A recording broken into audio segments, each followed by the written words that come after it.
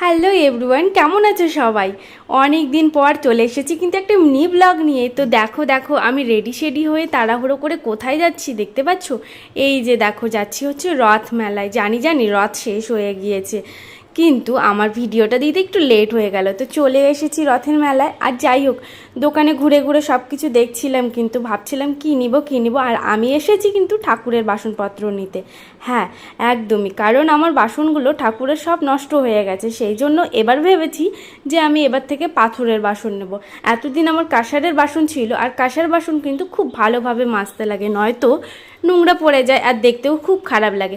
তারপর চলে এসেছি এইখানে সাজগোজের দোকানগুলোতে, যেখানে কানের ইয়ারিং, যেটাতে মেয়েরা খুব দুর্বলতায় আটকায়, তো সেখানে এসেছিলাম। তো মেলাতে অনেকটা ঘোরাঘুরি করে এবার চলে এসেছি রেস্টুরেন্টে। একটু খাওয়া দাওয়া তো হয়ে যাক, তাই না বলো?